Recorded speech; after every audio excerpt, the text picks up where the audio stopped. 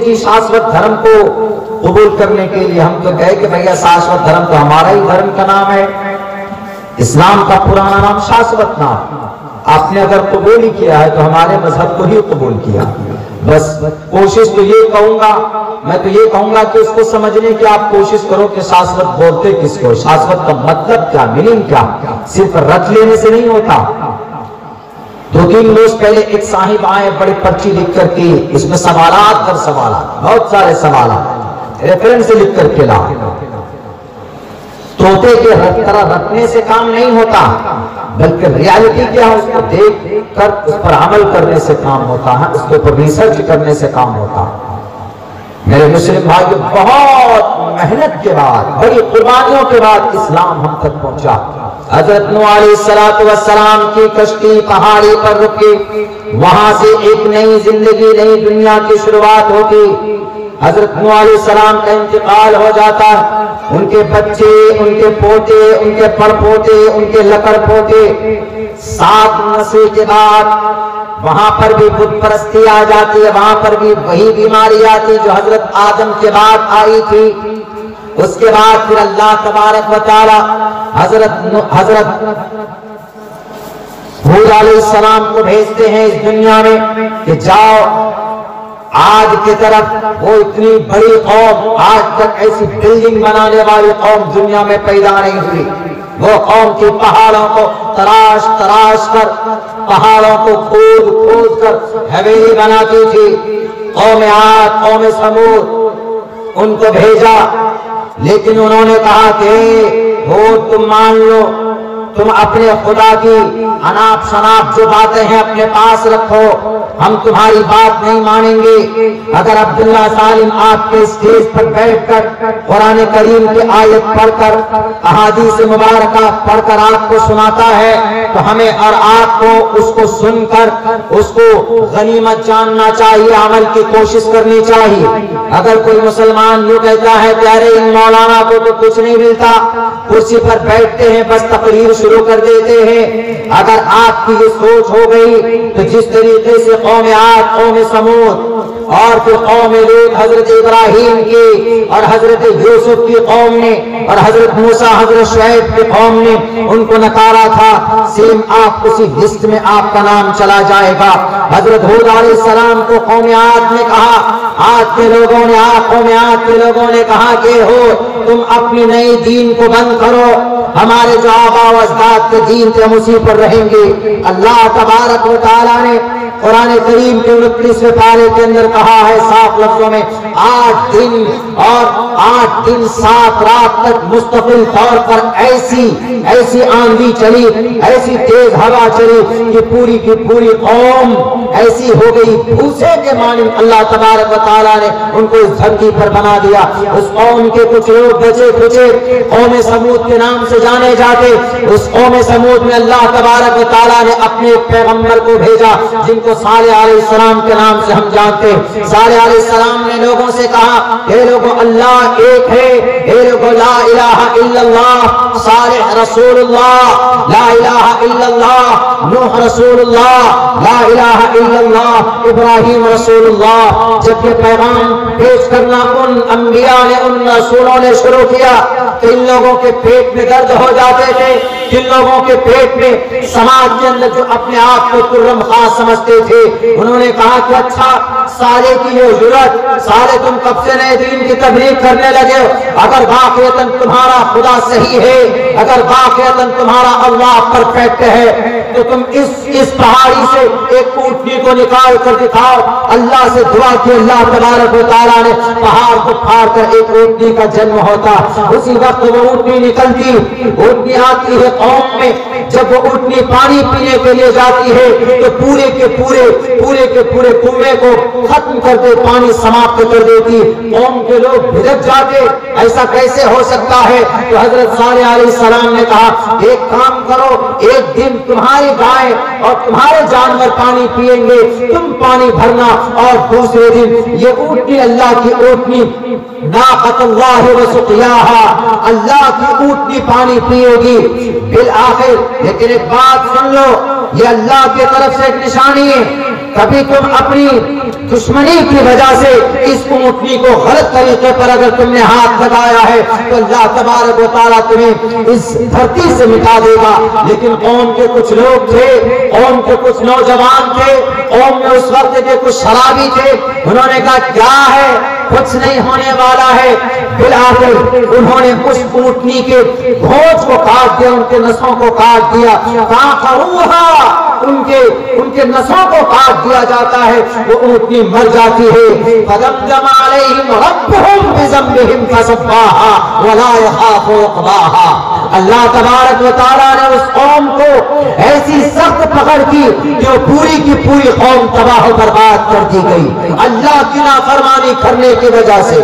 پیغام کیا تھا کہ اللہ کو ایک مانو اور مجھے اللہ کا نبی مان لو، اور ڈیمانڈ کرنے پر بھی کہ اگر تم واقعتاً اللہ کے نبی ہو تو ذرا اس پہاڑی سے اونٹنی نکال کر دکھاؤ. وہ بھی دکھا دیا، تب بھی ہٹ درم ہو جاتے تھے، تب بھی نہیں مانتے تھے کہ نہیں جی. سرکشی یعنی حد سے زیادہ گناہوں کے اوپر اڑے رہنا.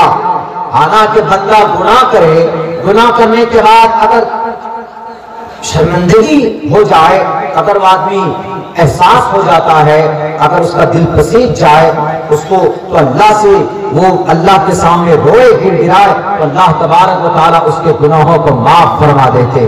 لیکن وہ لوگ گناہ کرتے تھے، اتراتے تھے، شراب پیتے تھے، اتراتے تھے، کہتے ہیں there is nothing، کچھ نہیں ہے دنیا میں، ہم ہی ہے سپیریئر آف دا ورلڈ، ہم ہی ہے سب کچھ. اس لیے اللہ تبارک و تعالیٰ نے کہا ان الشرک لظلم عظیم. مان جاؤ، اپنے عقیدے کو بچاؤ اور مجھے مانو. اللہ تبارک و تعالیٰ کو کیا ضرورت ہے انسانوں کو پیدا کر کے یہ نظام چلانے کا؟ اللہ تبارک و تعالیٰ دکھانا چاہتے.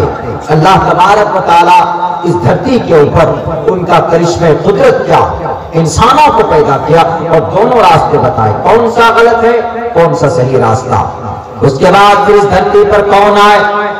اس دھرتی کے اوپر پھر انبیاء کرام حضرت ابراہیم بھی آئے. ان کے ساتھ بھی یہی کیا گیا، بلکہ حضرت ابراہیم علیہ السلام کے گھروں کے اندر بتوں کو تراشتے تھے، پتھروں کو تراش کر خوبصورت مورتی بناتے تھے. جبکہ اس کی مخالفت کی گئی ان کے زمانوں میں. اندنتمہ پریوشنتی سمبھوتی مپاستے تتوبھو یعیدیوتی تموی سمبھوتی آمرتہ. جو انسان ندیلا مرچلامیا، جو انسان پتھر کو تراش کر اپنی مرضی کے مطابق خدا بناتا ہے، جو انسان مٹی کو ان کو پکا کر اور ان کو ہوا میں رکھ کر، ان کو دھوپ میں رکھ کر، ان کو ایک شکل دے کر ان کو خدا بنا لیتا ہے، تو وہ انسان گمراہ ہے، وہ انسان بہت زیادہ اندھکار میں ہے، وہ انسان بہت زیادہ پاگل ہے. یہ میں نہیں کہہ رہا ہوں، یہ دنیا کی سب سے پرانی ترین شاستروں کے اندر یہ باتیں لکھی گئی. سب سے مضبوط دلیل قرآن کا ہے. اللہ کا قرآن کہتا ہے ان اللہ لا یغفر ان یشرک بہ ویغفر ما دون ذلک لمن یشاء، کہ اللہ تبارک و تعالی جو آدمی اللہ کے ساتھ کسی اور کو شریک کر لے، اللہ کے ساتھ کسی اور کو طاقتور مان لے، تو اللہ تبارک و تعالی اس کے اس عقیدے اور اس کے اس گناہ کو معاف نہیں کرے گا. بہت بڑا پاپ اور جرم ہے. میرے مسلم بھائیوں، آج کی تاریخ میں، آج کے زمانے میں ہمارے مسلم نوجوانوں اپنے عقیدے کو پاک اور پوتر کرنا بہت زیادہ ضروری. بڑی آسانی کے ساتھ اسلام ہم تک نہیں آیا، بڑی آسانی کے ساتھ اسلام ہم تک نہیں پہنچا. اللہ تبارک و تعالیٰ کے اس دین کو، اس شریعت کو ہم تک پہنچانے کے لیے بہت قربانیاں پیش کی ہیں انبیاء کرام نے. ہمارا آپ کو معلوم ہونا چاہیے حضرت صالح علیہ السلام جب چھپ گئے تھے پیڑ میں جا کر، تو اس پیڑ کو آرے سے چیر دیا گیا تھا. حضرت صالح علیہ السلام کو شہید کرنے کی پوری کوشش کی گئی تھی. کون نہیں جانتا ہے کہ حضرت موسیٰ علیہ السلام کو مارنے کی اور ان کو قتل کرنے کی سازش رچی گئی تھی فرعونیوں کے ذریعے سے. لیکن جب یہ وہاں سے نکل کر جب ان کو پتا چلتا ہے کہ یہ مدین چلے جاتے ہیں. حضرت شعیب علیہ السلام کی دھرتی پہ حضرت شعیب علیہ السلام کی قوم میں کون سی بیماری تھی؟ حضرت شعیب علیہ السلام کی قوم میں یہ بیماری تھی کہ ناپتے تھے، خرید و بکری کرتے تھے تو کمی بیشی کرتے تھے. آپ دکان میں ہیں، آپ اپنے پرچون کے دکان میں ہیں، کاسمیٹک کے دکان میں ہیں، یا گارمنٹس کپڑے دکان کے اندر ہیں، اگر آپ تجارت کرتے ہیں تو پوری ایمانداری کے ساتھ کیجیے۔ جو مال اگر ڈیفالٹ ہو، جس مال کے اندر کمی ہو تو اس کمی کو لوگوں کے سامنے میں رکھیے۔ لیکن یہ بددیان تھی اور یہ خیانت کرتے تھے کون؟ حضرت شعیب علیہ السلام کے قول۔ حضرت شعیب نے کہا کہ اے لوگوں، یہ ظلم مت کرو، ایسا مت کرو، قوم کے ساتھ امانت داری کے ساتھ تم معاملات کرو۔ لیکن وہ کیا بولتے تھے؟ شعیب یو اسٹاپ دس، خاموش ہو جاؤ، ہمارے باپ کا پیسہ ہے، ہمارے دادا کی پراپرٹی ہے، ہم چاہے جیسے کریں، ہم خرید کر لاتے ہیں نہ کلکتہ سے، ہم خرید کر لاتے ہیں مالدہ سے، ہم جیسے چاہیں بیچیں، تم کون ہوتے ہو کہنے والے؟ ان کا کیا کہنا تھا؟ ایمانداری سے کام کرو۔ لیکن نہیں، بیماری کیا تھی؟ وَيْلٌ لِّلْمُطَفِّفِينَ الَّذِينَ إِذَا اكْتَالُوا عَلَى النَّاسِ يَسْتَوْفُونَ وَإِذَا كَالُوهُمْ أَوْ وَزَنُوهُمْ يُخْسِرُونَ۔ جب ناپتے تھے، جب وہ لیتے تھے تو پورا پیسہ لیتے تھے، اور جب ناپ کر دیتے تھے تو کم کم دیتے تھے۔ وَإِذَا كَالُوهُمْ أَوْ وَزَنُوهُمْ يُخْسِرُونَ۔ تو اللہ تبارک و تعالیٰ نے حضرت شعیب علیہ السلام کو رپورٹ کیا اور کہا کہ آپ سمجھائیں، لیکن نہیں سمجھے۔ انہوں نے کہا کہ شعیب، اگر تم اللہ کے نبی ہونا تو اس بادل سے ذرا دکھاؤ، مجھے پتھر کی بارش کر کے دکھاؤ۔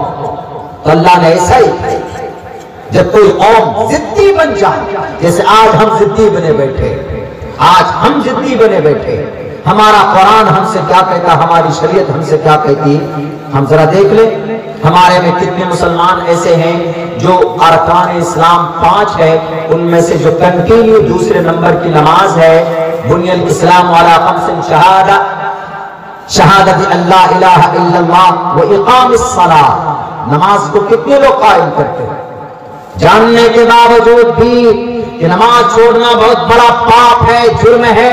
In spite of that, every day I leave the salah. The lots of young generation and they don't completely offer salah 5 times a day. What is your purpose of your life? The profession of your life?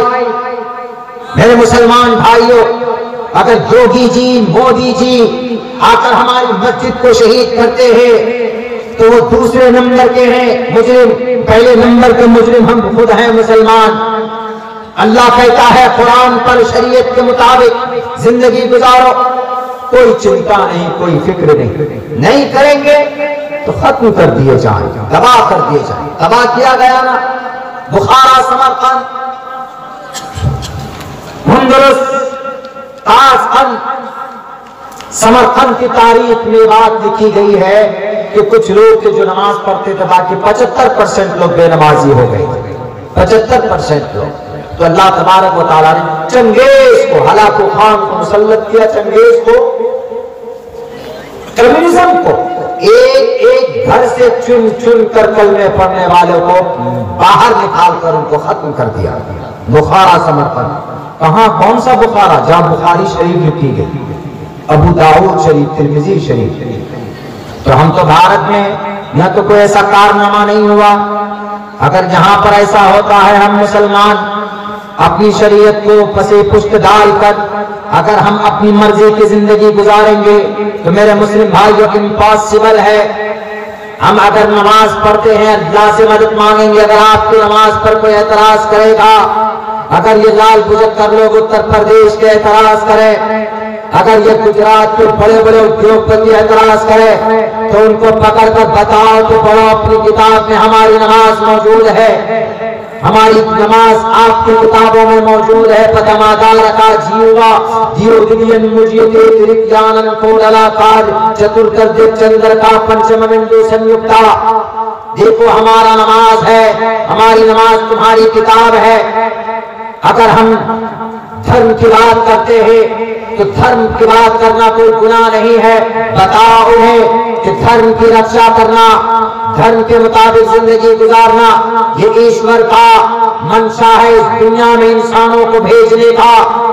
دھرمو رکشتی رکشتہ، کہ تم دھرم کی کے مطابق عبادت کرو گے، زندگی گزارو گے، تو وہ ایشورا جس نے دھرم کو پیدا کیا، وہ ایشور وہ اللہ تمہاری رکشا کرے گا۔ اللہ کا قرآن کہتا ہے یا ایھا الذین آمنوا ان تنصروا اللہ ینصرکم ویثبت اقدامکم، کہ تم نماز پڑھو گے، تم روزہ رکھو گے، تم زکوٰۃ دو گے، تم حج کرو گے، تو اللہ تبارک و تعالی تمہاری قدموں کو جما دے گا۔ وقتی طور پر پریشانی ضرور آئے گی، لیکن تاریخ میں آپ کا نام لکھا جائے گا۔